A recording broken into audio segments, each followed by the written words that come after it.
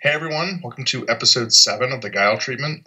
We put off recording on this for a day or two so that we could see a little bit of the PTC results in Guelph and not look like morons by having terrible predictions. Yeah.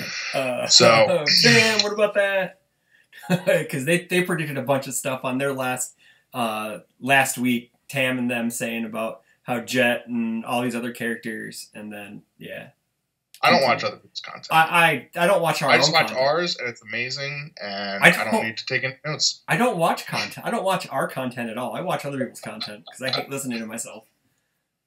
I need to give myself notes. Anyway, this was up in Guelph, which is, I believe, right outside Toronto in Canada. It's the first PTC we've had since Bebop was legal. Mm-hmm. And I don't know. I think the event was a little bit of a mess. A little bit of carryover from stuff, some of the same issues we had last year. And I know I go to a ton of PTCs, so I don't always really know how they're represented the coverage-wise, just because I'm there, so I know what's happening.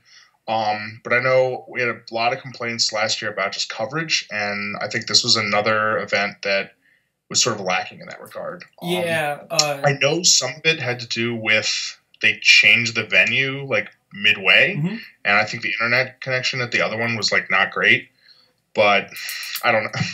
That speaks to like other problems as well. Let me cut in to you go to a lot of PTCs. I didn't go to a lot last year, and there's usually never coverage from round to round. I understand that people are busy, like the judge is busy, but you're not busy all the time, so like you could easily snap a picture of rounds mm-hmm. and then post it on Facebook or give it to someone who can disseminate it to everybody else. I mean, and the thing for me in like events that I'm not at, the thing is like I don't necessarily care like round to round.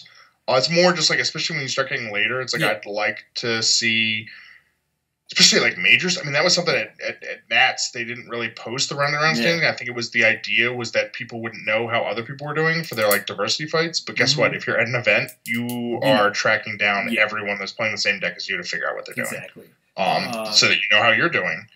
But something like this, because this event was only like 13 people, and like all people want is to know what characters are playing.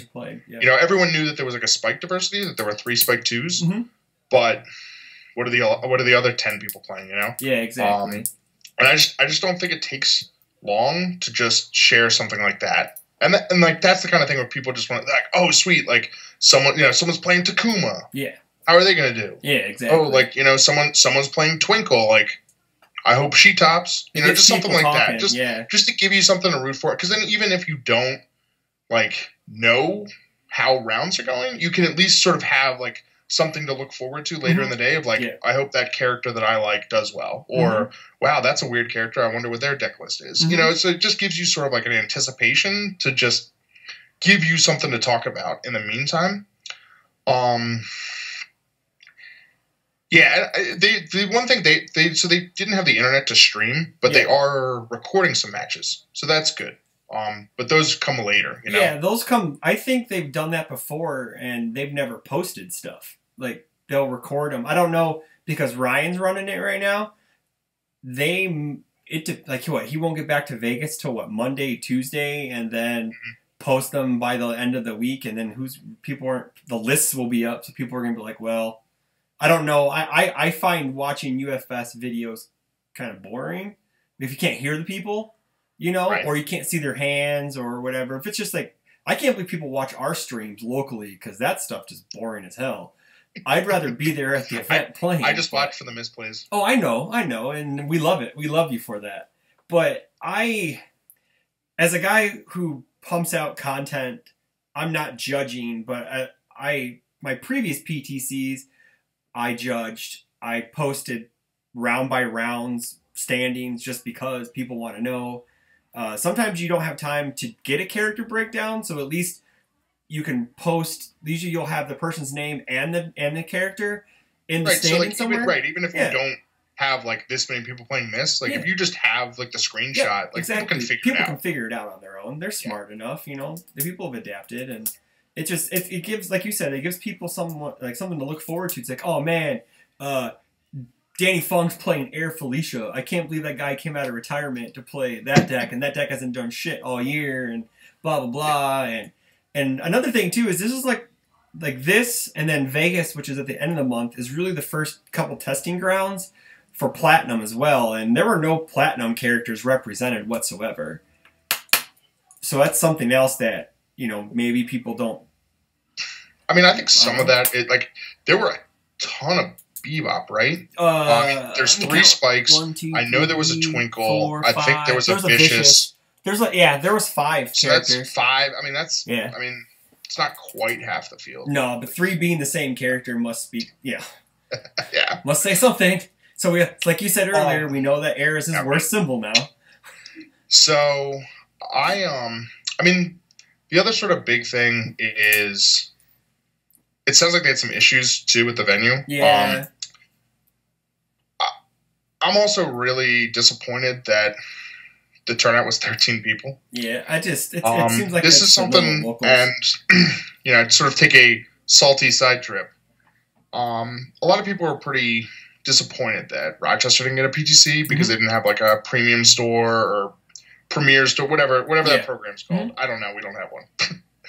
But you sent one to Guelph, and I went to the PTC in Guelph last year, and it coincided with the Magic pre-release for whatever their set is with the pirates and dinosaurs. Ixalan or whatever.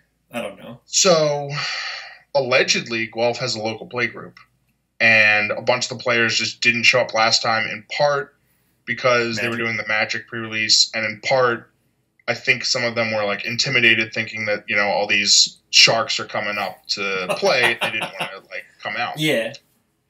So I really, really hoped, because that was the thing too, is it was fun. The venue was cool.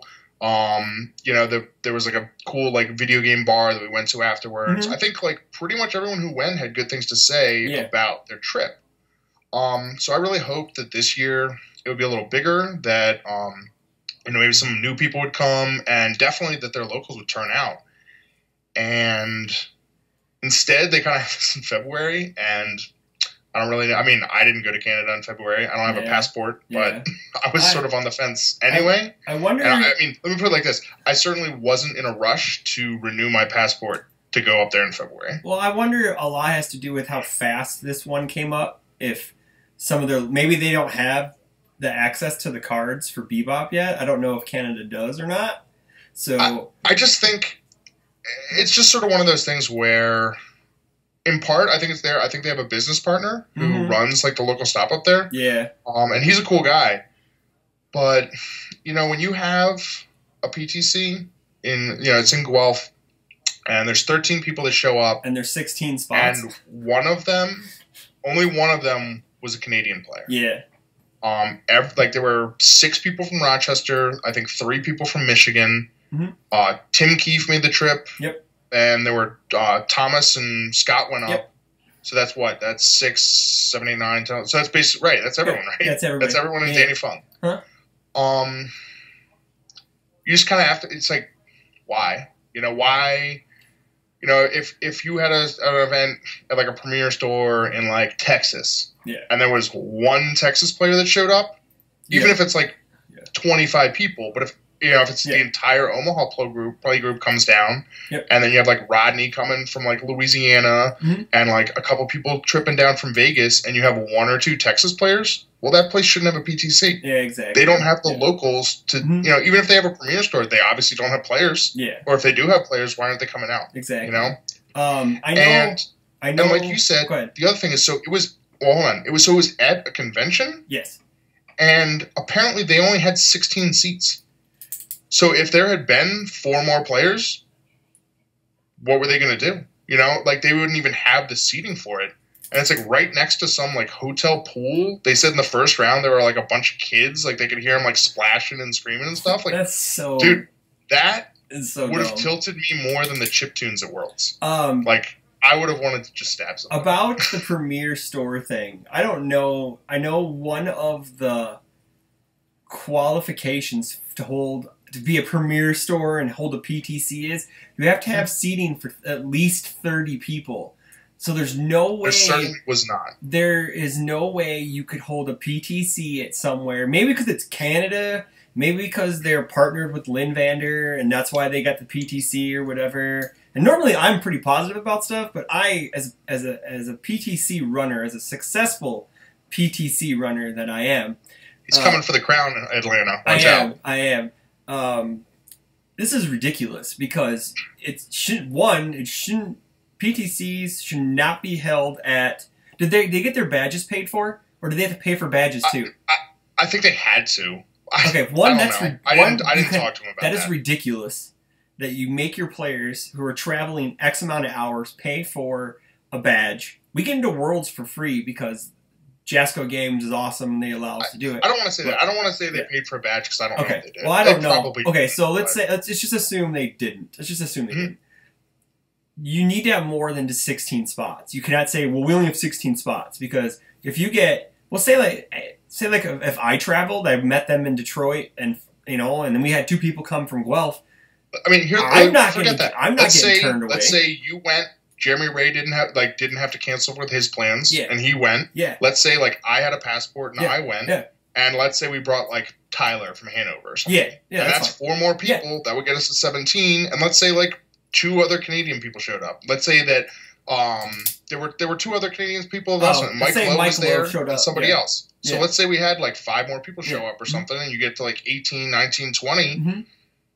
What are you going to do? Not have the event? You're going to say, sorry, we can only do 16, so 4 of you just can't play. What are you going to do? I would flip out because I've traveled over 8 hours to get there. And I mean, compare this to 2 years ago when if you didn't get 20 players, you didn't get a plane ticket. And see, I understand. And they held this PTC knowing that they didn't have space for more than 16. Yeah. That's just, maybe they planned on not having that many people come because it was Canada and it was winter. And I mean, here's the thing, dude. Still, I mean, if you don't hit 20, you don't even cut to top 8. Yeah, you cut top 4. So, I don't know. This seems like it's a bad look. Yeah, it's a bad for look. The first PTC of this year, it looks bad.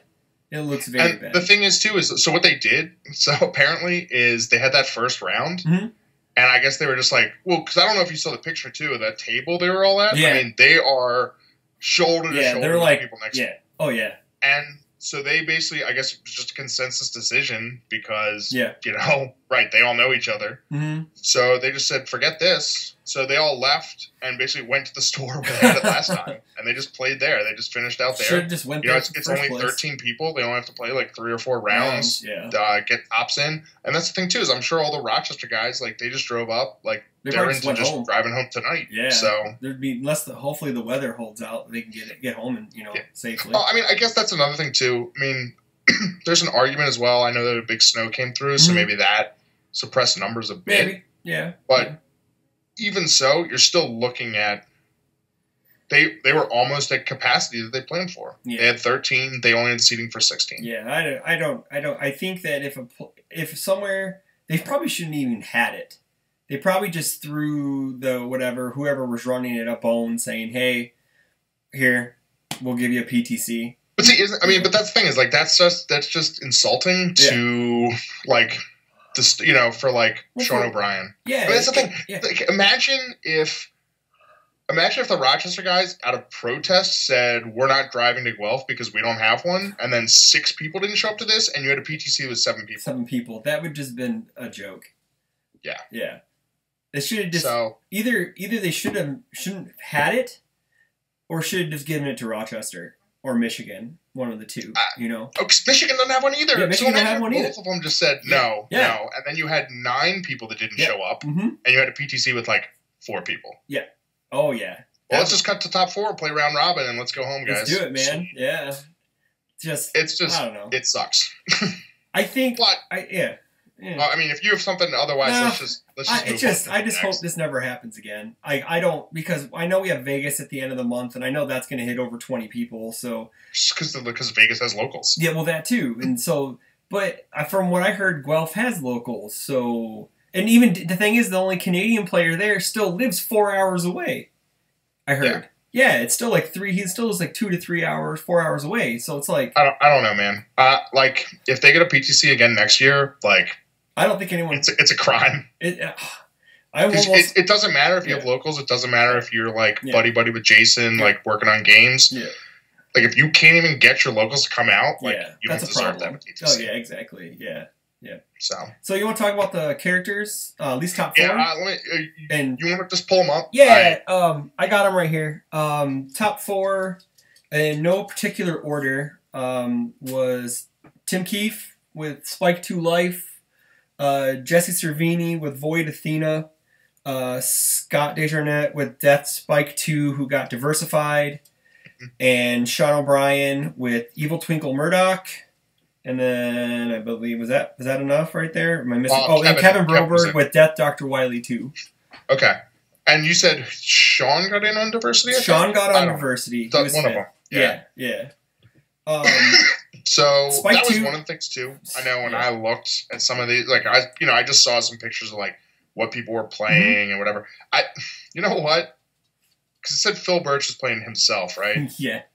Well, I saw a picture when he was playing Scott in final round, and he absolutely had a Vega on the table. So he may have been playing himself, but he was bagging. He was bagging. Why wouldn't he just straight up play Vega? Why? I don't know. Come on, Phil. He wants to win with himself. I get it. And he realizes that, Vega's better. Yeah, Vega's better. Yeah. Yes. I know the Void Athena. I don't think anyone is terribly surprised. I mean, maybe a little surprised that there were 3 Spike 2s out of 13. I'm more surprised that there was an Air Spike 2 because that's crap. So I wouldn't play it. I wouldn't play it. It's death or life, man. I mean, so Scott was playing Death. Tim Keefe was playing Life. Tim Keefe ended up winning. Yep. And he beat Kevin. The 2 of them lost 1 match combined. And Scott, I believe, said that he may have punted one of those games because he just like messed up some procedural stuff, and it cost him. Okay. So, I mean, there's your early horse on Bebop is Spike 2. Yeah. I mean, he's ridiculous. Yeah. People sort of posted a couple things like 2 and 3 card combos that can get you like 40 plus damage on turn 2. Yeah. And yeah, I mean, if you can live long enough, like he peters out a bit. And it's more just the fact that you can actually like pass blocks. Yep. But it's not like his offense gets any less potent. It's more that your defense has more time to set up. Yeah, I know that. But when you can just drop 40 on someone on turn 2, like there's not a whole lot they can do about it.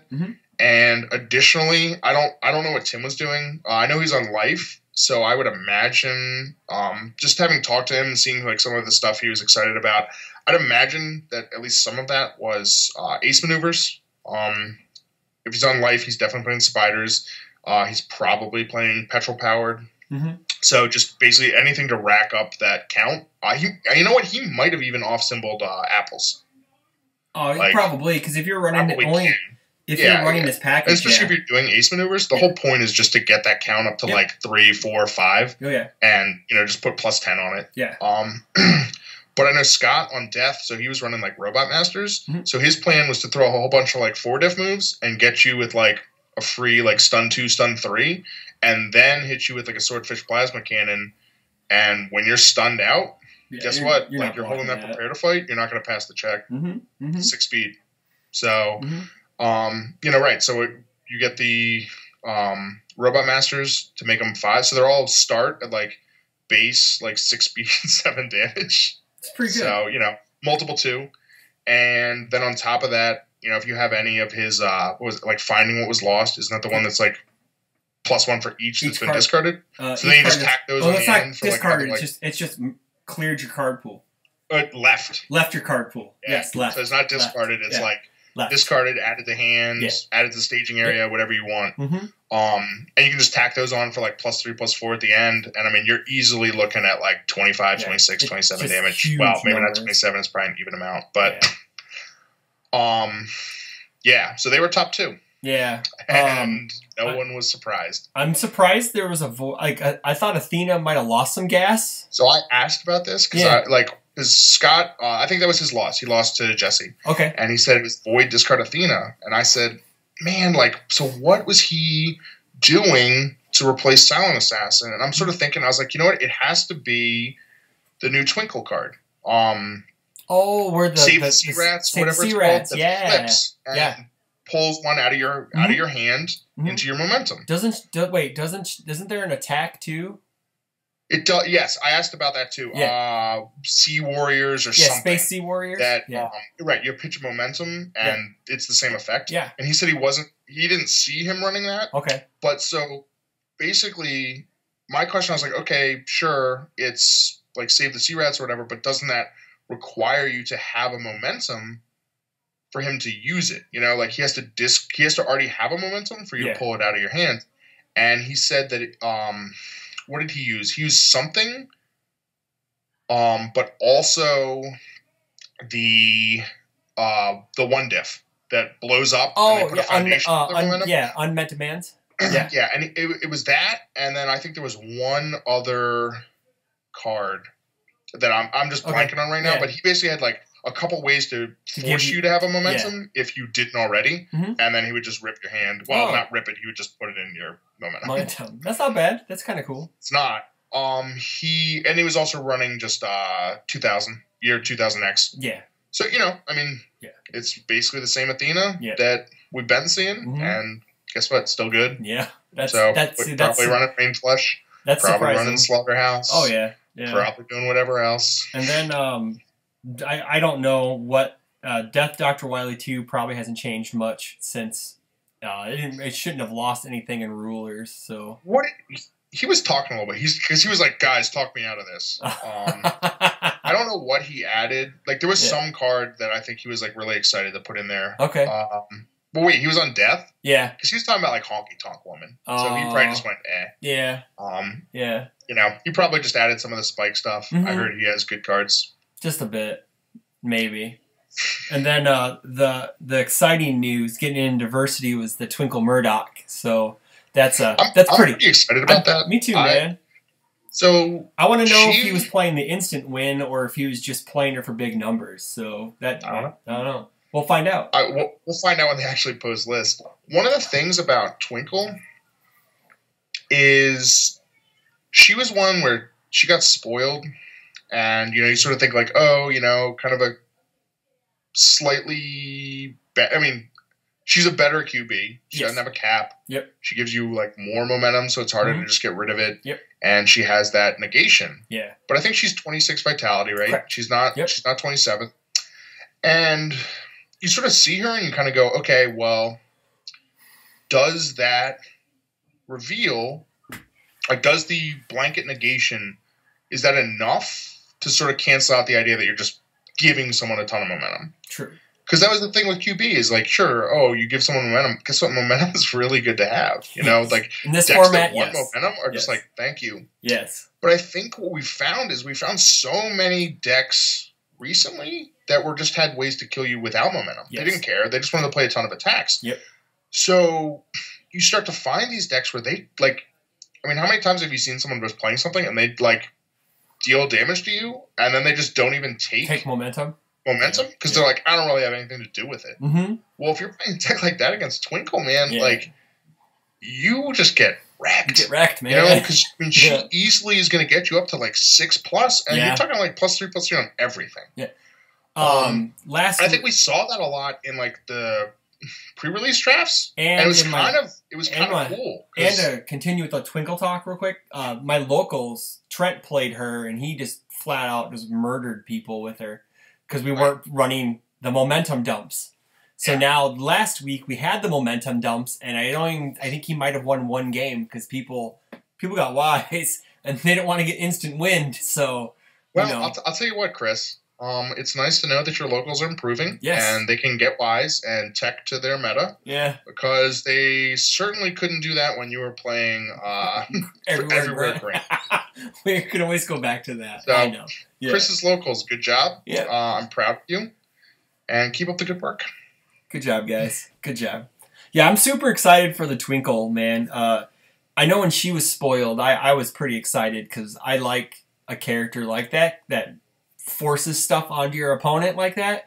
Because sometimes people don't want that much momentum. Like, a lot of decks do. There's some decks that say, well, now that Cats is out, every deck that plays Cats wants tons of momentum. Right. But she can just be like, and then she just cancels the powerful, or the double damage. But she, after seeing a lot of her support, I think she's going to make a huge splash in singles, in teams. I think that's a deck that I would not want to see in teams, because you have to make sure, because if they pair you right, they're like, well, that deck has no momentum dump, so...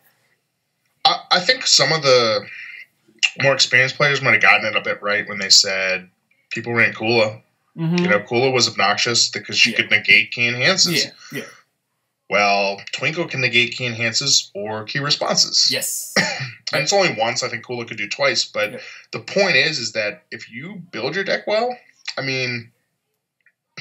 Think about how many times that you've been playing and you either had a revoke or your opponent had a revoke and it won them the game. Yeah, exactly. Because you were kind of like, man, I just need whatever, and they're just like, nope. Boop. Yeah. And that's the only difference is Twinkle has it. Yeah. But sometimes it's half. Like, you can know that your opponent has a revoke because you're just like, they definitely have it. Yep. And then half your turn is spent trying to bait the revoke. Yeah. You're just like, God, can you just use that? Because I have something else that I really want to take care of. Yeah. So if you're a super hyperlinear deck, or if she's running other revokes, if she's running other negation and can kind of just sit there and wait, I mean, what are you going to do? If you have, like, for instance, like someone like Spike, if he has something that's like really, really important, if he really wants to use the E on like Plasma Swordfish, or he really wants to like get a multiple, or clear MC3 or whatever. Yeah. So Twinkle can just be like, nah, here's what I got, and not. Good thing is too, you can have no hand and do that. That's another cool thing about her too. So I'm sort of happy to see her, even if it's a small event like this, to top, because that gives me some hope that she definitely is viable. And that was the thing, you see her tearing up like pre-releases, and that was sort of that first glimmer of hope, if you will, that she could do this on like a bigger scale. Yeah, and I mean, people have definitely found success with her, and I would absolutely say that she is a card that if you're going to an event, you better have some momentum. You have to have an answer to it, definitely, because she'll I think I know it was a pre-release, but in my pre-release I played her. I was getting +7/+7 on people. But that's a pre-release though. So but still though, and then Trent came around, I think the first week he played her, I think he was getting like +4/+4 on me because I was running that Jet Cannonade deck, Punch and Judy, and I had no real, other than Cats, I had no real way of getting rid of momentum. So, so let's see. So then top four. So I guess Tim beat Sean. And Kevin beat Jesse. Yeah. And then Tim beat Kevin. Correct. Okay. What is a character you would have liked to seen from Bebop other than Twinkle and Spike 2? No one really cares. And Vicious was there too. Slam played Vicious, so that was the other character. But do you have a character you would have liked to seen there, even though it was like a small event? I mean, people were talking a lot about Jet. I think Jet's going to be one of those decks. It's like, he's good, but I think he's a lot harder to build. I think he's a little bit more defensive, I think. So I think he's going to take a while for people to like figure out. Like some of these other people, Spike 2, even like Twinkle, Vicious, Vicious just like, I'll put damage on stuff. Yeah. I think they're a little bit more just go in. I mean, we've talked about this a bit, especially in new sets. The aggro is always easier to build first. Yeah, always. Yep. So, characters. I don't know. I'd be happy if no one ever played Ed 9. Yeah, me too. I hate discard. Yeah, Reese won our locals with them. Still viable. Hooray. Yeah. Can't wait for that. Can we get MK out? Maybe? Like tomorrow? I wanted to see a Jet deck big time. I'm really high on him. I think he's. Now, did you just want to see it there? Or did you want to see it top so you could look at it? I wanted to see it top so I can look at it because all I keep doing is building these fire Punch and Judy decks with him because it's the meme is real, man. It's just awesome. But I actually like a lot. I like what he does, his support. I like the whole discard pile manipulation thing, kind of like Faye too, but I don't think Faye's as good as him because she should have way more health than she has, in my opinion. And she can get canceled by random weird things like overly dramatic, but you know, never stumbles. Never stumbles. It's just like weird pieces of hate that, oh well, if they could, well, I stop you. But yeah. I don't honestly. I don't ever expect to see a Mad Perot deck ever.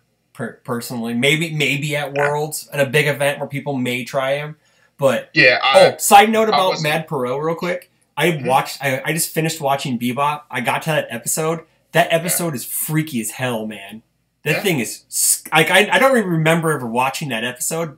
The thing is scary as shit. Dude, that's one of my favorite episodes. It was awesome, and Spike gets his ass beat, and Spike gets his ass beat by Ed's dad too. By the way, that was awesome too. But yeah, whatever. Yeah, but I understand your.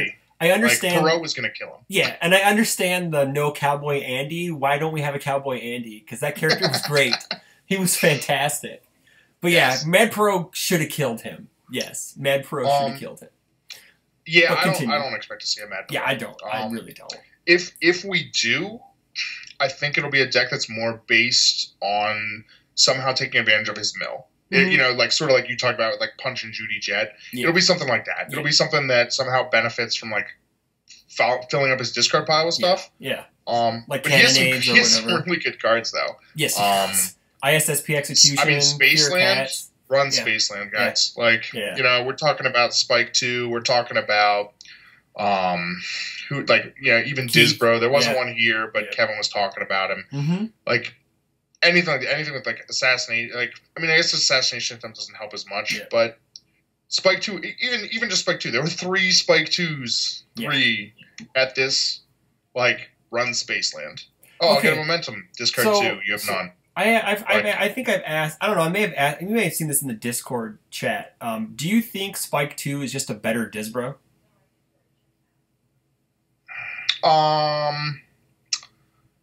No. Okay.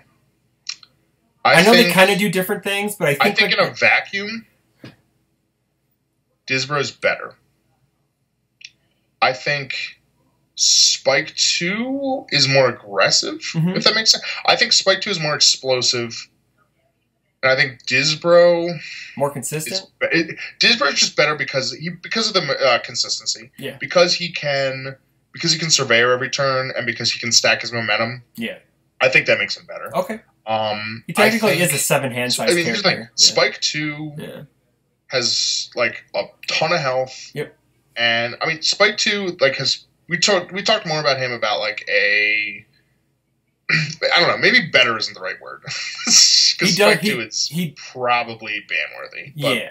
We'll see. Yeah. Spike 2 is a little bit like Zoe with the -2 progressive. Okay, there we go. And you know, the free multiple, which is a little bit like Zoe, like getting an attack back. Yeah.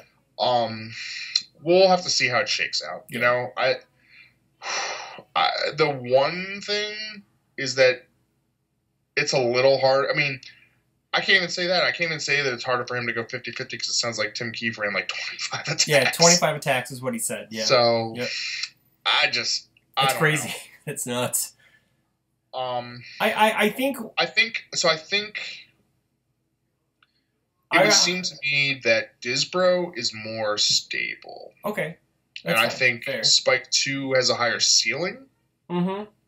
Because, I mean, Disbro isn't going to do 40 to you on turn 2. He's just not. Yeah, he can kill you on turn 2, but I don't think he's doing like 40 or 50. No. And Spike can absolutely do that. Yeah, he can. So okay, with that, now if we take say we take Spike 2 is obviously the main aggro character currently. You would say with given the top deck technically coming out of with the PTC results, we'll say that. Do you think a deck kind of like a Jet that can pack on like Breaker 4 or say you're playing the good version and you run 4 Journey West because you got the health and you have.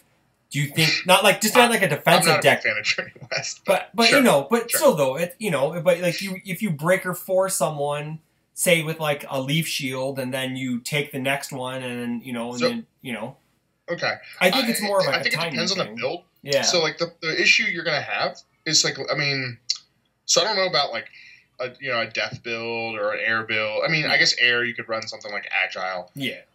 But like something like that, like Tim Keefe on life. I mean, if you have petrol powered. Yeah. I mean, I guess if it's like breaker 4 and you need to check like a 6, but I think he can get around that. Yeah. If you plan for it, if that makes sense. No, I get you. I just don't know. I think there's defensive pieces out there that I'm not saying he's like unbeatable. Yeah. But he's good. No, he's very very good. He's obviously beatable because one of them didn't diversify, and Scott was 3-1. One of them lost. Jeez. I actually think Twinkle has a decent matchup against him though, because you could.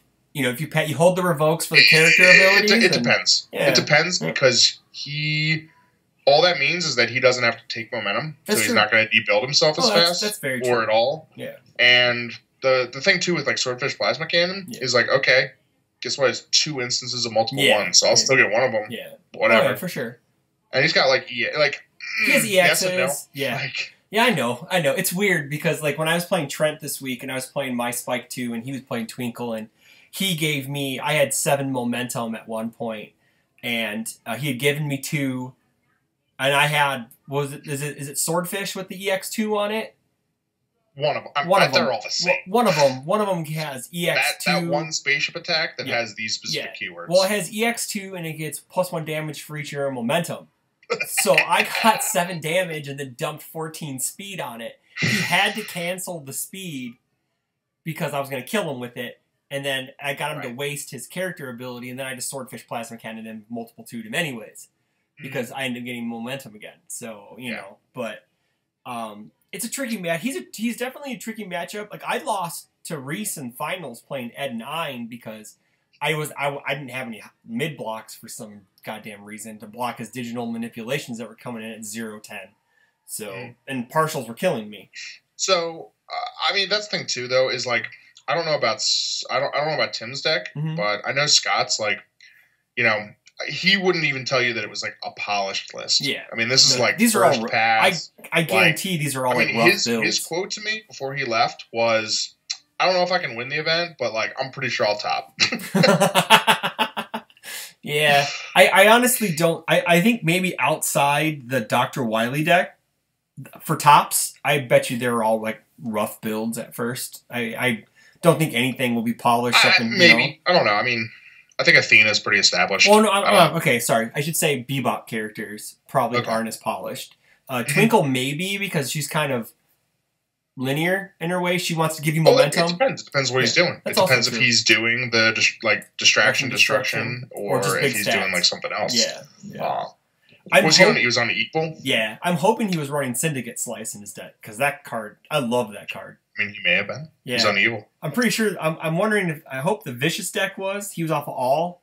I think that's one of Vicious's best attacks is Syndicate Slice. That card's Vicious's best attacks don't have his picture on them. I understand that. I know. He has a couple. Yes. Like, he has a couple that are decent, but for the most part, like they're all 5s, and he doesn't really pass those that well. So I like find other stuff. What's the 3 diff? You can just cram on. Huh? Is that Tears of Crimson? That 3 diff that gives +2 to the next attack played? And if it's blocked, you discard it. Yeah. That one's okay. That one's pretty good. I would just run him with like if you really want to do like the flip stuff, just run him with like T-Hawk stuff.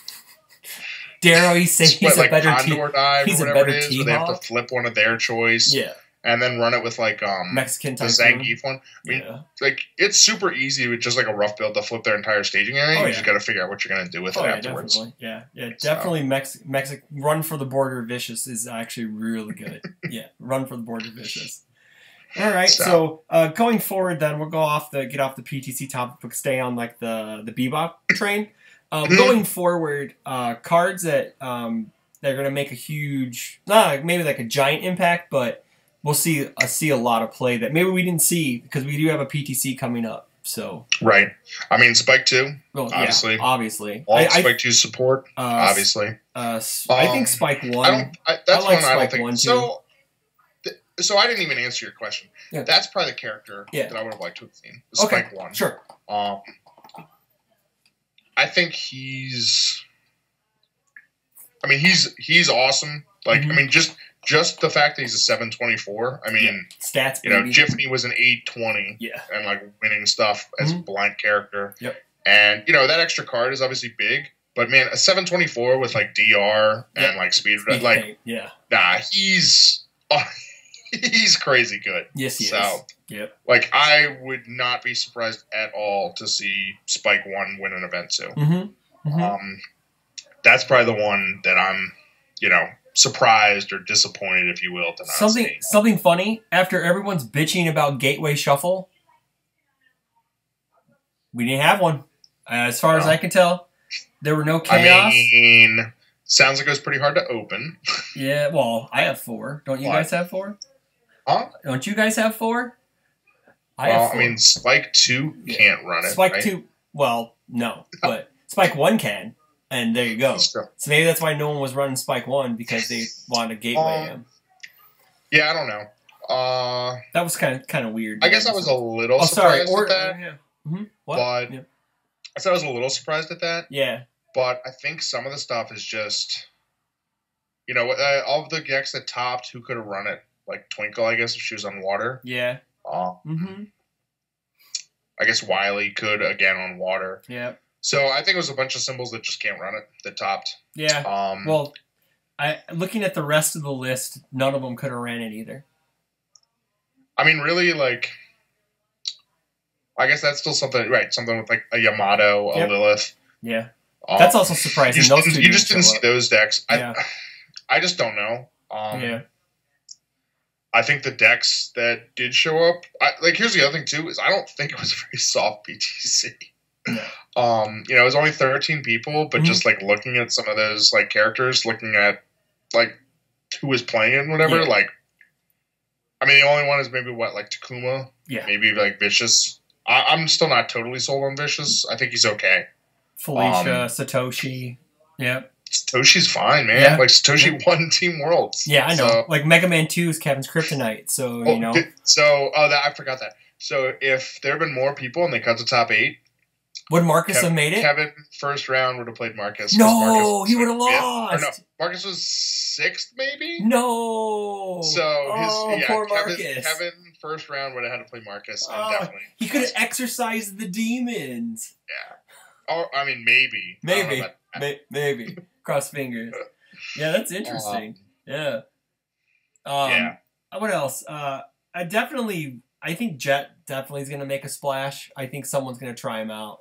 Well, I mean, the thing is, anytime you can put like Breaker 4, Breaker 5 on something. Even like, Power Stun 4, Stun 5, with Bonsai, and that's just, those numbers get insane. I think part of it too for that, when the set first came out, I think everyone would have told you that there was going to be a Black Dog's Fangs deck. Yeah. But then that got like day one errated. Yeah.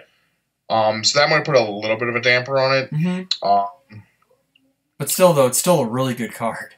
Yeah, and I mean, and he has good support as well. There's a lot of like good support. I think a lot of people are still trying to figure out a way to basically like live until like turn 3 or 4. Yeah. Because I think Jet technically is a slower deck. He's not as he could go off with the right hand by pumping. The problem is that he needs to check attacks so that he can use his ability. So like you need to make a bunch of probably need at least 2 turns of build with him. Sure. Because first of all, you need to check the attacks to get in your discard. Yep. And second, you need to have the foundations to pass your attacks when you start checking 3s. True. So yeah. What else? I mean, I guess out of this set, like if you just, we can say this now with hindsight and clarity. Yeah. But I would definitely think, right? I mean, Spike 2.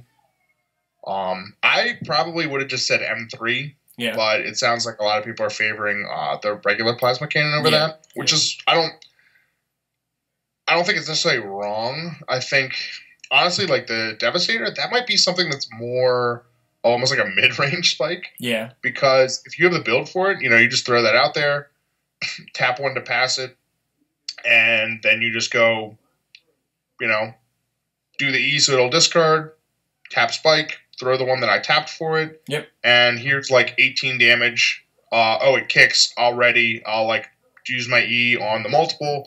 That'll kick.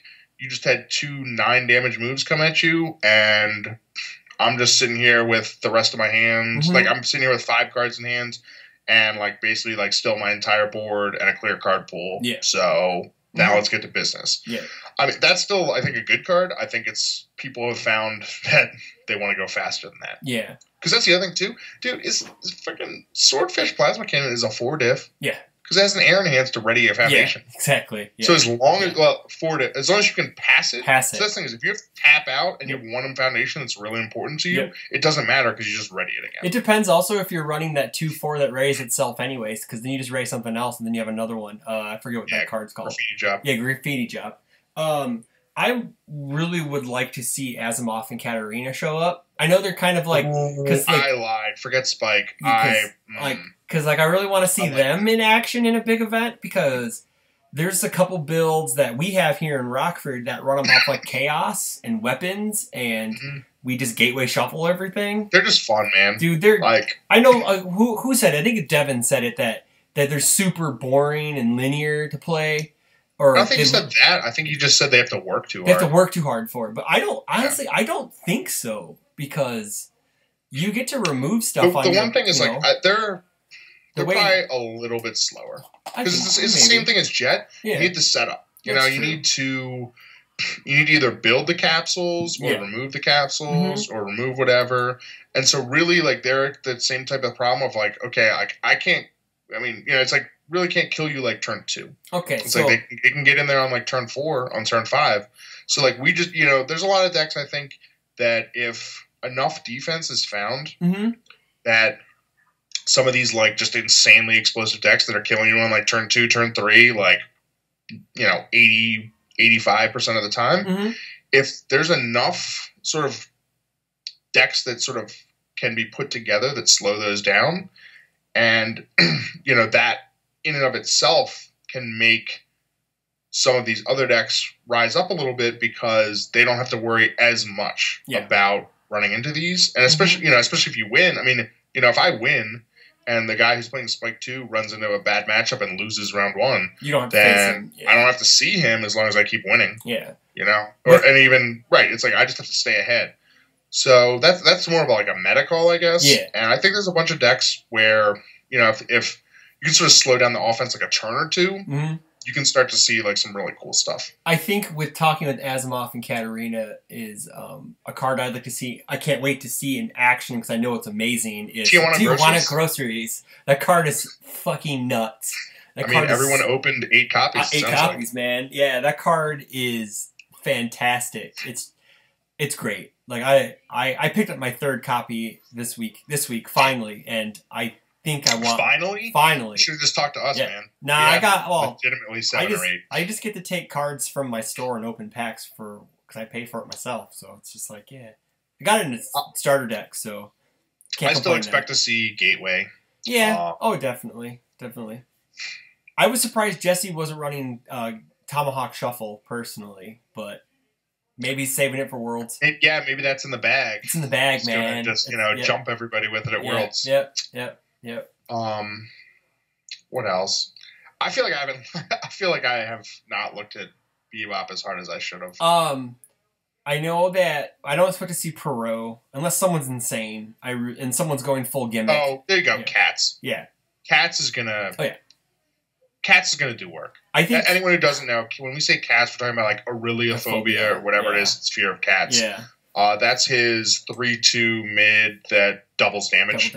Yeah. And the thing is, like 3/2, it's a 3/8. Yeah, it's definitely And so really just like you just have to find a way to pack some speed onto it. And that's the thing. There's a card where you throw a Gateway Shuffle on it, you get it to 20 like that. Yep. You use its enhanced to go to 4. You gateway to take it to 10. Yep. You double it. You're at 20. Yep. That's not even counting anything else you pack onto it. Right. I think and that's that's the thing too is like it's a target for Fei Long's Action Superstar. I mean, it's a target for Fei Long. Yeah. It even gets hit with it gets +3 from finger puppets, hand puppets, whatever. Yeah. Yep. So there's a lot of ways, especially on water, to just pack it on, pump that damage up. Yep. It's more about making it land.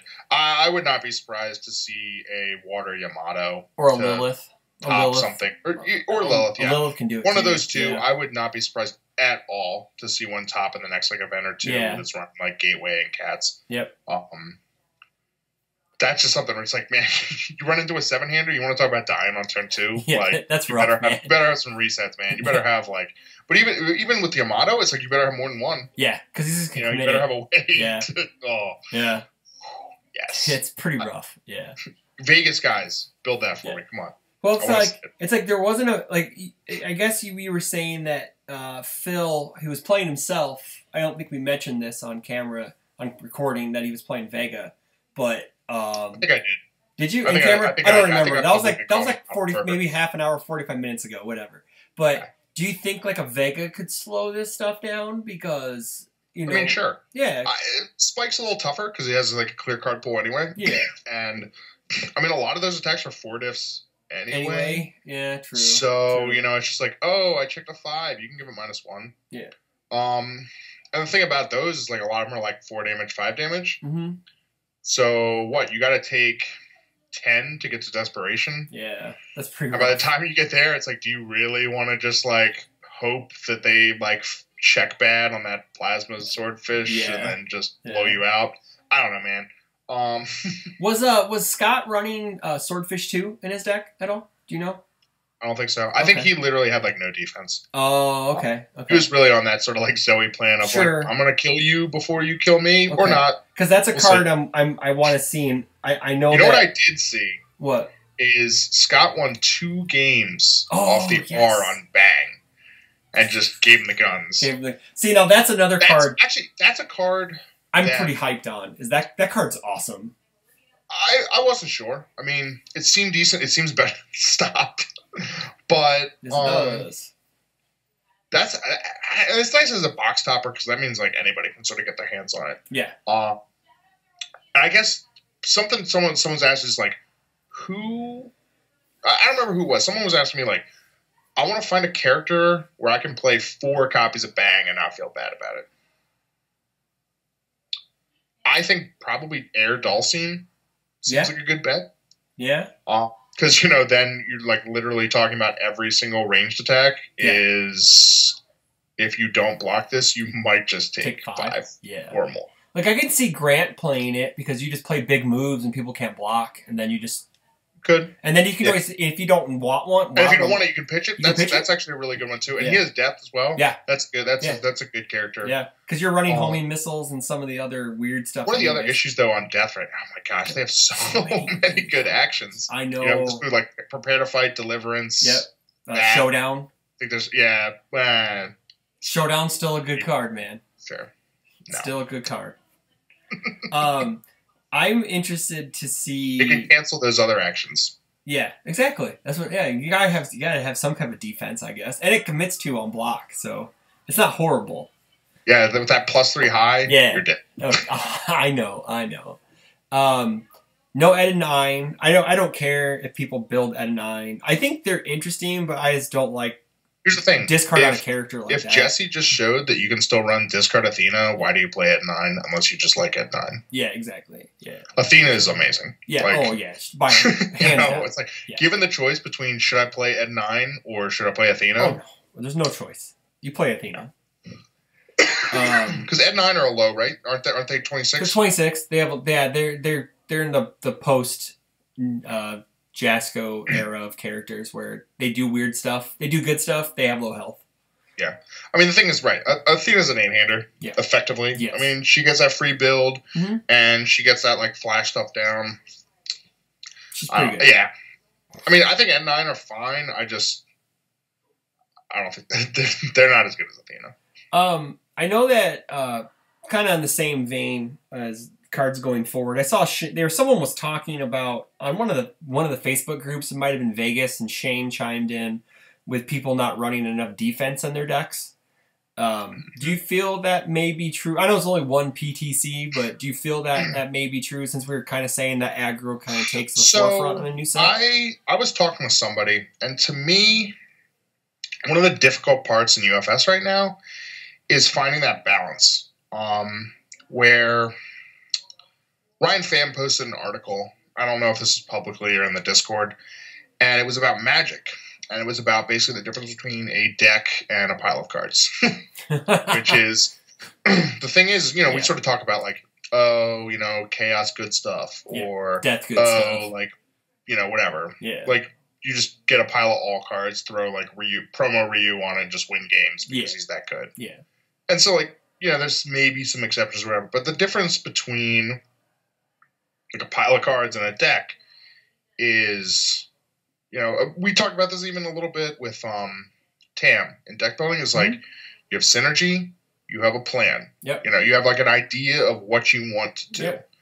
And the examples in the Magic deck was something where it's like, okay, you're running like a red-white aggro. You have like, 1 mana for a 2/1, 2 mana for a 3/1. And you're like getting in there, and then all of a sudden you play like a life gain spell. Yeah.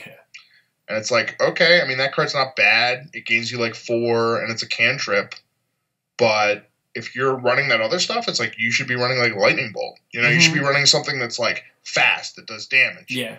And you get a little bit of that in UFS, where if you want to be an aggressive deck, you don't have you want to run like a little bit of defense, but you would rather that the defense that you're running goes both ways. Yes. It's like something like a gateway shuffle where you're just like, okay, like it gives me +6, but if I need it, -5. Yeah. But it's it's sort of a dual purpose. Yes. I don't know how many foundations there are sort of like that. I'd have to kind of dig into it. That'd be an interesting show topic, actually. But I guess the thing to me is, if you're running a whole bunch of dedicated defense, you still need to figure out how you're going to kill someone. That's that's my problem with a lot of my decks is I build defense first, and then I put offense together, and then I don't have room for offensive cards. Because here's the thing: the nature of building a deck like that is like, okay, I'm running all this defensive stuff, and like we're definitely going to get to like turn 5, turn 6, turn 7, whatever. Well, the thing is you're either banking on your opponent going, I can get through this, I'm going for it. You living and drawing a backswing and just being like, well, they don't have any defense because they spent their hand or their board or whatever. I'm just going to kill them. Mm-hmm. Or, possibly more likely, you're going to end up in a position where if you're going to win, you need to get through this person with an entirely ready board and like 3 to 4 cards in their hand. Because what they're doing is they look at your board and they go, man, like, I'm not going to get this guy by doing, like, 2 or 3 attacks at a time. Mm-hmm. So they're sitting over there holding a handful of attacks, waiting for them to get, like, the perfect, like, 6 or 7 attack hand. Yep. And building foundations as they get them, and they probably have a little bit of defense in there. And, if you don't have, like, so what you need is you need to have those defense, but you need to somehow manage to also have an offense that's potent enough that it can get through, like, that you can actually kill someone in the late game as well. Mm-hmm. And that can just be tough. Just having, first of all, drawing the cards. I mean, we've already talked a lot about when you draw so many cards and check so many cards that you can have all the right stuff. That doesn't mean you're ever going to see it in your hand. Yeah, exactly. It's not like some games where, you draw like 1 or 2 each turn, and eventually just through, or you have search. It's just like eventually, just by sheer fact, you will eventually draw those cards if you can get there. Yeah. In UFS, every time if you have a card where it's like a 1 of or a 2 of or something, like, just based on the fact that you played like 3 cards on turn 1 of those might be gone. Yeah. You know, if you build like 4 on turn 2, maybe the other one's gone. And then all of a sudden, if that's a card that's super important, well, you're going to have to wait until you cycle. Yeah. And then draw, you know. Yeah. And that's sort of the thing is I'm like, man, it's one of the reasons, you know, we sort of talk about offense being better, if you will, than defense. It's not that it's better. It's just easier to build. It's easier. Yeah. Because with defense, you have to answer all their stuff, stay alive, and then somehow do something with that. It's more... and, you know, we talk about, buying a turn. You still have to do something with that turn. The thing and that was a little bit what the spike is built on, and also what Zoe was based on is just like, okay, you can buy a turn, or you're going to kill me. I think in UFS... and I'll take that chance. You're rewarded for more proactive play than reactive play, and offense is always proactive for the most part. And defense is always going to be reactive. Well, here's the thing. Offense can... I guess you're right, proactive. I mean, the thing is right, when you get in that long game, I mean, there are times where you just throw out an attack, and it's literally you just played it because you went, I don't care if you block this or not. If you don't, great, I did damage, and if you do, awesome. Hopefully you blocked it with an attack. Yes, exactly. You know, hopefully, basically, like, I'm getting a card out of your hand, and I don't really care, build 1, go. Yeah, exactly. And, like, you know, you're literally just doing that to get deeper into your deck, and whatever happens, happens, you don't care. So, dude, I don't know. I'm pulling up the Bebop list real quick. Like Virus Unchained, I'm pretty sure Sean was running that. I don't see why not. That card's just stupid good. I mean, Breaker 2 plus 0 high. Yeah. I'm excited. I think it's kind of hard to judge because it's just a 13-person PTC, and 3 of them were the same character. So, but man, I challenge someone in Vegas going to the Vegas PTC, Asimov Katarina. I will. Okay, I'll lay it down right here, right now. Yeah, man, you got to sweeten this deal. You play Asimov Katarina. You play Asimov Katarina. You top with Asimov Katarina. I will send you a Bebop starter deck set. I will for free. I will ship it to you if you top with Asimov Katarina. What if they don't top? They get a bang. I'll send them a bang. Still a good deal. Still a good deal. I'll get you a bang. So, they're here right now. First Guile Treatment Challenge Contest. Here we go. So, and you have to play Asimov Katarina main. You cannot side into another character. Just to protect myself from someone siding into like a Felicia or like playing a Chaos deck with Lilith or whatever. No bags, man. No bags. You heard it. Heard it here first. No bags. So we're about an hour in. So I don't know if you got any other thoughts about other than that the venue not so good. Turnout. Can't really say much about the turnout other than Canada. Come on, man. You guys show up to these things. You know. Yeah. I heard there was Darth Vader walked by the swimming pool and the kids shut up. Scared all the kids because he was gonna go like Anakin on them, like the younglings. So, but yeah, I don't know. I think the long story short, Guelph was a letdown. I guess for the most part. Unfortunately, hopefully Vegas can pull it up. I think so. I think Vegas has a good local scene, and it's Jasco's home, so they kind of have to turn out. Please just give us a character breakdown, guys. Like, just take a screenshot. We'll figure it out for you. Just give us something. Yeah, just give us something, man. Come on, fam. I'm calling you out again, fam. Come on. So, fam's phone died also. So I'll give him that. But come on, aren't you? Charge your phone, fam. Charge your phone, fam. Get off. Stop playing games. Stop talking on Discord. Take care of business. Let's go. Get this stuff set. It's not that hard. I did it for like 2 years. Easy. Are we going to talk about Judge Dredd in UFS? That was a nice aside. I don't know, man. I'd play him. I think he's cool. Judge Dredd. Yeah. Sure, why not? That'd be tough. That'd have to be like a tin set, it would be a tin set. Like, I don't think there's that many. You could do an Indine set. And I'd rather have an Indine set than a tin set, personally. The judges, like the evil judges, like doesn't he like? Do you want to go off the? Because like I've never really read the comic, but the movie he has like that one girl, the newer movie, Anderson. Yeah, Anderson. Yeah. You got her. You got the bad guys. You know, you got Cersei playing that one drug dealer or whatever. So you know. No, there were Which we call it? There's some like recurring villains. Are there? Like, okay, because I never read the books, so I couldn't never tell. I know he fought Spawn once and he fought Batman once. I know that. You know, but what really got me another aside. What really got me hyped this week about fighting game things was Ninja Turtles and Injustice 2. Man, like that. I may go buy Injustice 2 now because of it. So, oh man, I got Fighters and Monster Hunter World, so my life's already over. Yeah, I've been playing. I picked up Dissidia 2 weeks ago, and I finally started playing it again this weekend. It's a lot of fun. I don't have online access right now because I let my PSN account run out, and I just never re-upped it. So I need to go re-up it. Gotta get in there. So I can. The price went up. It did it really? I think it's like 50. Oh, that's not. No, 60. Oh, that's not. I don't know. That's no, it's fine. Because you guys are all on Monster Hunter, so I may need to go buy Monster Hunter now. So that's why I got play Monster Hunter. I saw like Birch and Justin just like talking it up. I think Shoemaker's in there too. Shoemaker's on it too. So yeah. I sent Justin an ad and I just said, hey, I'm not ready to go hunting yet, but save my info one day. And then Slam's on there too. I think Slam's on there too.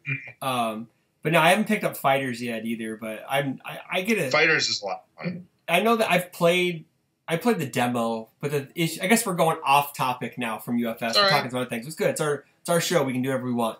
I want to get Fighters. The issue is I get fighting games and I get bored of them if I have no one to play against. But well, I mean, you know, if you get the online, yeah, you know, here's the thing.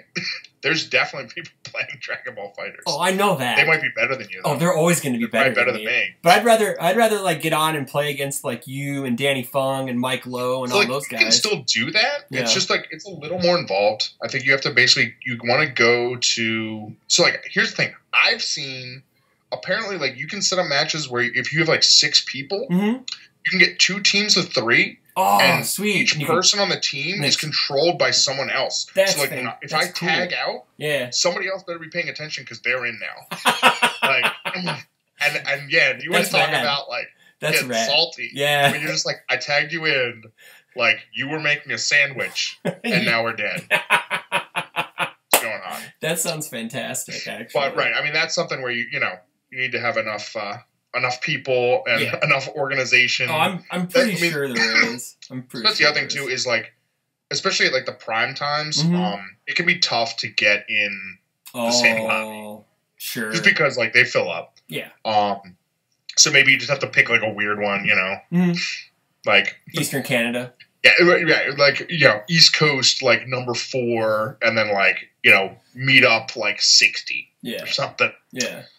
We'll see. I mean, it's still early. I mean, I think the online play is something that people hope that they'll do a little bit on to make some of that matchmaking a little easier to meet up with friends. That's usually like, that's how Street Fighter V started out. It was rough online, and then they fixed it. That game finally just got completed like a month ago after 2 years. Yeah, the arcade edition. Yeah, it finally is complete. And But I heard nothing but good things about Fighters, though. So nothing but good things from them. I mean, that's the same thing with for me with Monster Hunter World. Is I certainly haven't heard anyone being like, this game sucks. Is Monster Hunter World an MMO? What is it? Is it kind of? I feel like it's a little bit maybe like Destiny. Oh, okay. Where you can do stuff by yourself to a point. And I don't know if you can get through the entire like story, if you will, by yourself. Yeah. But I think it's something where there are definitely things that can be done in teams. So like a group of like 4 or something. So like anytime you have to go on like a story quest, you basically have to post it to the board. And if you want to do it by yourself, you literally just post it as one player. And then you're automatically the one because you're the one who posted it. And so you can make it like 4 and maybe you can get some people to join you. Yeah. And there's also a system called like an SOS flare.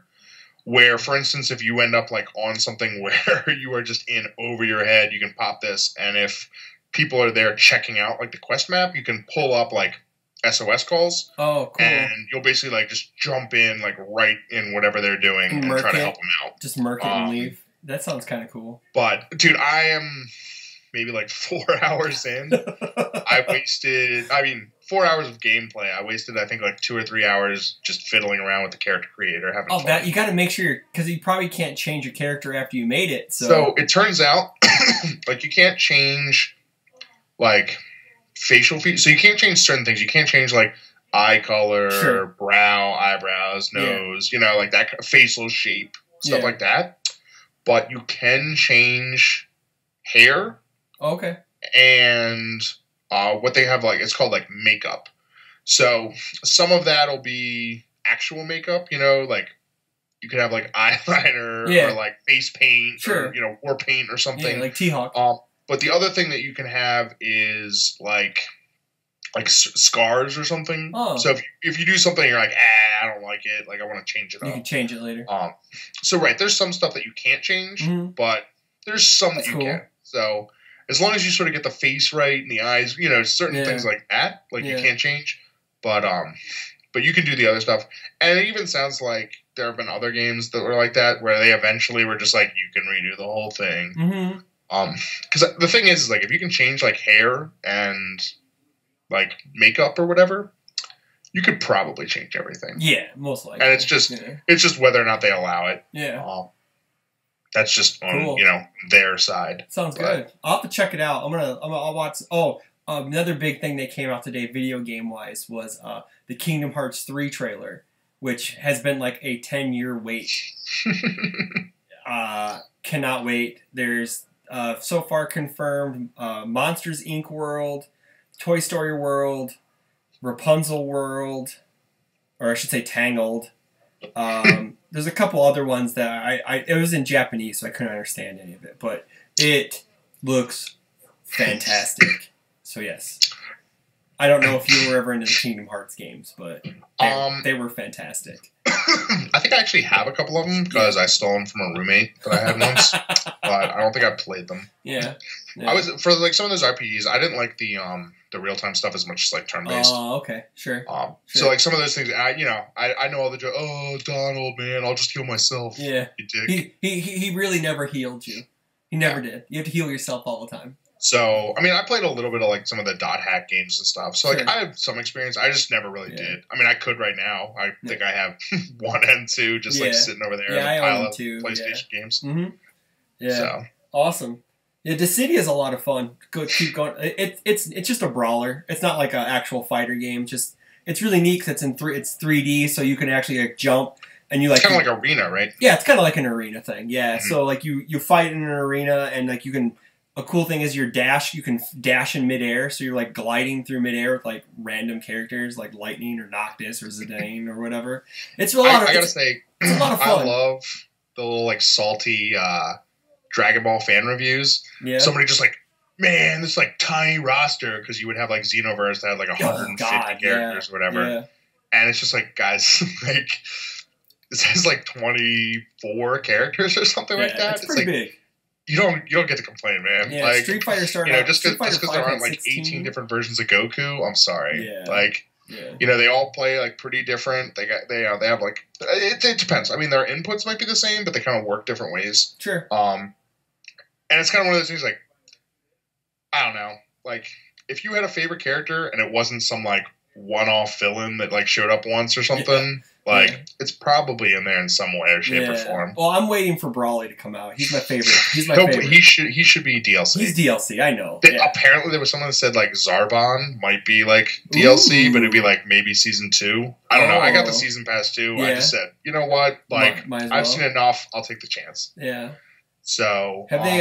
Is I don't know, man. It's fun. Is Hercule / Mr. Satan in DLC? He I don't think is. That'd be cool. But you already have like Yamcha. Yeah, you have Yamcha. And I heard Yamcha's really good though. Dude, Yamcha is he's so good. Yeah, that's what I heard. I heard he's awesome. So that's something interesting too. Is like a little bit. They have a little bit in the story. Yeah. That almost explains why. Like, someone like Yamcha would be able to go toe-to-toe with, like, the androids or Goku or something like that. The idea is that there's some kind of, like, power suppressing machine that's going. Sure. So like their ability to fight has to do with something other than their like raw like physical talent. Yeah. So okay, all right. Yeah, I heard he's really good. So I mean, the story mode is long, man. Oh, really? Like I think I spent I did the first pass on like the normal difficulty. I could go back and play hard now, but I think it took me 16 to 17 hours. Oh, it's not bad for. It gets a little repetitive. Sure. I mean, you're fighting a lot of clones. Yeah. But but it's nice. There's a lot of little like Easter eggs where if like you start a battle with like a certain team composition, you get like kind of an extra cutscene. Oh, and that's cool. There's a lot with like Yamcha that are like really funny. There was one where it's like when the first time that you use Yamcha and fight against a team that has like a clone Yamcha. Yeah. He sort of has someone who's like, clone, they even cloned me? Like, oh man, like he's like surprised. I might be even better than I thought I was or something. And then awesome. His sort of like way he wraps up is like, I'm going to show the world that Yamcha can beat himself. You know, just that's awesome. But yeah, I mean that's fun, and Monster Hunter seems pretty decent. Yeah. You know, I got to get a little bit better and meet up with some people that can keep me alive. Oh yeah, because you're a noob and you need to be power leveled is what it sounds like. So yeah. All right, so we'll wrap this episode up. This episode PTC and other things is what it's probably going to be called. So right. So because it was just a mishmash of stuff. I guess it was kind of a thrown together slow week for UFS news, but we'll have to figure out. Probably try to get Church on. And I know I want to get Dan Austin on sometimes. We may have to like record in the middle of a Saturday or a Sunday or something like that, because I want to get his thoughts on him traveling over here to. I know he says he's coming to Worlds, so I want to get his thoughts about that. Worlds, man. Worlds. What is that meta gonna be, dude? That's just so. It all depends if we get MK or not. So still up in the air about that. I've been building decks without Neomax now because I'm hoping. I'm hoping. Well, the symbols I'm playing currently don't really. Neomax doesn't add much, but other than Destined Warrior to Jet, so I can sneak into Black Dog's Fangs for funsies. So, but that's pretty much it, though. So, man, thanks again for showing up, and we're gonna end this episode now. Good night, everybody. See ya.